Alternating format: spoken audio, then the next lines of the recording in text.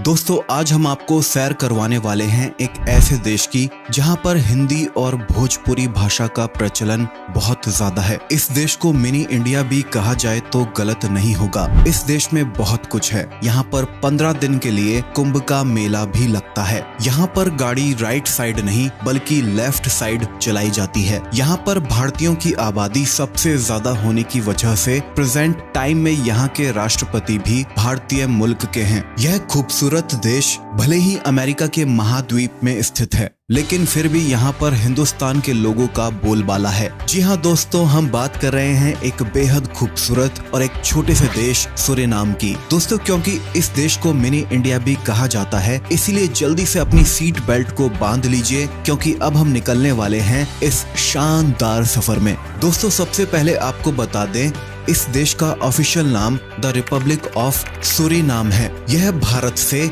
14,932 kilometre की दूरी पर बसा एक छोटा सा देश है। यह देश दक्षिण अमेरिका महाद्वीप के उत्तर में मौजूद है। यह देश साउथ में ब्राजील और ईस्ट में अंध महासागर से अपनी सीमाओं को साझा करता है। दोस्तों यह छोटा सा देश है, इसलिए इस देश की आबादी तकरीबन 6.18 लाख के आसपास है, जिसमें अलग अलग जाति और धर्म के लोग रहते हैं। यहाँ पर सबसे ज्यादा लोग 78% ईसाई धर्म को मानते हैं, जबकि दूसरे नंबर पर बाकी बचे 22% लोग हिंदू हैं। लेकिन इस देश की खास बात यह है कि यहाँ रहने वाले सभी लोग एक दूसरे के त्योहारों को बड़ी धूमधाम से मनाते हैं। आपको बता दें, यह देश 1,63,270 वर्ग किलोमीटर के दायरे में फैला हुआ है। इस देश में आधिकारिक तौर पर डच भाषा बोली जाती है, लेकिन आपको बता दें इस देश में 24% भारतीय मुल्क के लोग रहते हैं और उसमें से अधिकतर लोग यूपी और बिहार के हैं। इसीलिए यहाँ पर भोजपुरी भाषा का भी प्रचलन काफी ज्यादा है। अब आप लोग जरूर सोच रहे होंगे कि यहाँ पर भोजपुरी आखिर क्यों बोली जाती है और इतने सारे भारतीय लोग यहाँ पर कैसे बस गए हैं। सन 1873 में नीदरलैंड की सरकार ने कॉन्ट्रैक्ट मजदूरों की नियुक्ति के लिए ब्रिटेन के साथ समझौता किया था। इसके अकॉर्डिंग ब्रिटिश सरकार उत्तर प्रदेश और बिहार के लोगों को मजदूरों के रूप में सूरीनाम ले गई थी। लेकिन इंटरेस्टिंग बात तो यह है कि भारतीय लोग यहाँ जाने को तैयार नहीं थे, लेकिन ब्रिटिश सरकार ने उन्हें यह कहकर सूरीनाम भेज दिया कि यहाँ पर भगवान श्री राम जी की पवित्र भूमि है, जिसकी वजह से सभी मजदूर वहाँ जाने को तैयार हो गए। इसी के साथ वहाँ पर जाते ही डच सरकार ने भारतीय मजदूरों को वहीं की नागरिकता दे दी और उसके बदले में उनसे खेतों में दबाकर काम करवाया ताकि उपजाऊ खेती की जा सके। दोस्तों भारतीय लोग भले ही अपने देश से दूर आ गए थे, लेकिन उन्होंने अपनी सभ्यता और संस्कृति को बिल्कुल भी नहीं छोड़ा। यही कारण है कि सूरीनाम में आज भी भारतीय संस्कृति और सभ्यता काफी ज्यादा प्रचलित है। इस देश को साल 1975 में नीदरलैंड से आजादी मिली थी। सूरीनाम की राजधानी पारामरीबो है और इस देश को कुल 10 जिलों में विभाजित किया गया है, लेकिन फिर भी पूरे देश में केवल एक ही सिनेमा घर मौजूद है।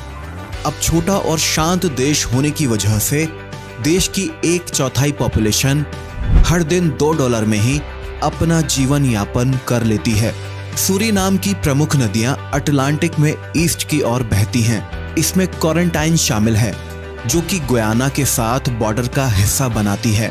इसी के साथ दोस्तों इस देश में सूरीनाम नाम की एक नदी भी मौजूद है, जिसका नाम बदलकर यहाँ रहने वाले भारतीय लोगों ने श्री राम कर दिया है। इस श्री राम नदी के तट पर हर साल 15 दिन के लिए कुंभ के मेले का भी आयोजन किया जाता है। सूरीनाम का एटमॉस्फेयर उष्णकटिबंधीय है। उत्तर में बसे इस क्षेत्र में यहाँ रहने वाले लोग सबसे ज्यादा फिशिंग करते हैं। यहाँ के लोग दिन रात बस मछलियां ही पकड़ते हैं। उसके बाद यह उन्हें या तो बेच देते हैं या फिर खा लेते हैं।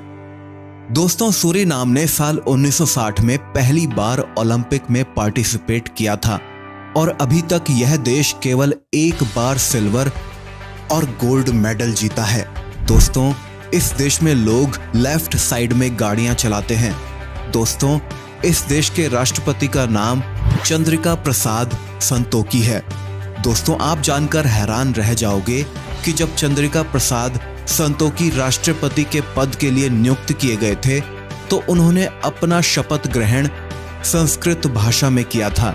दोस्तों, आपको बता दें, हाल ही में साल 2020 में कोरोना की वजह से प्रवासी भारतीय दिवस को वर्चुअल आयोजित किया गया था, जिसमें मुख्य अतिथि के तौर पर सूरीनाम के राष्ट्रपति संतोखी को बुलाया गया था। आप मानेंगे नहीं, इस अवसर के तौर पर संतोखी ने भोजपुरी भाषा में बात करके सबका दिल जीत लिया था। दोस्तों, इस देश की करेंसी का नाम सूरीनाम डॉलर है।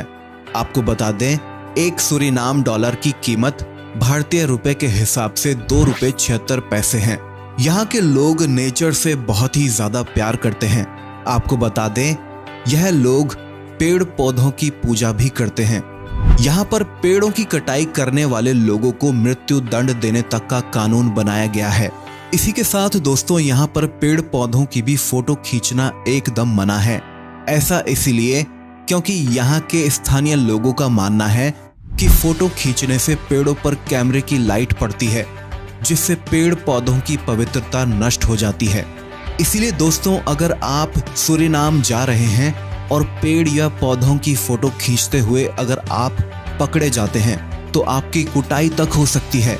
एक तरीके से इस देश को अगर खोया हुआ देश कहा जाए तो गलत नहीं होगा। ऐसा कहा जाता है कि यहाँ रहने वाले लोग बहुत ही ज्यादा प्राइवेट नेचर के होते हैं। यहाँ रहने वाले लोग बहुत ही कम बोलते हैं और बहुत ही कम किसी से दोस्ती करते हैं, लेकिन फिर भी यह लोग अपने आप में मस्त मौला रहते हैं। इन्हें किसी से भी कोई मतलब नहीं रहता है। इसी के साथ इस देश में रहने वाले लोगों को यह पूरा यकीन है कि एलियंस इस दुनिया में आते हैं इंसानों से मिलने के लिए। अगर इस देश के लिटरेसी रेट की बात की जाए तो वह भारत से काफी बढ़िया है।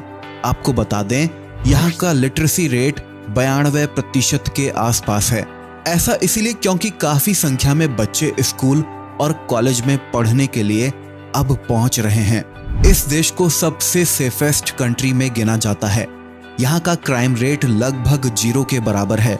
साथ में आपको यह भी बताते चलें कि यहाँ पर कोई भी आपको ना तो परेशान करेगा और ना ही कुछ बोलेगा। यहाँ के लोगों को अपने काम से ही काम रहता है। वह किसी की पर्सनल लाइफ में इंटरफेयर नहीं करते हैं। तो दोस्तों, यह था उत्तरी अमेरिका में बसा हुआ एक छोटा सा देश सूरीनाम, जिसमें भारतीय सभ्यता और संस्कृति कूट कूट कर भरी हुई है। मैं उम्मीद करता हूं दोस्तों, आपको इस देश की अनोखी जानकारियां जरूर पसंद आई होंगी।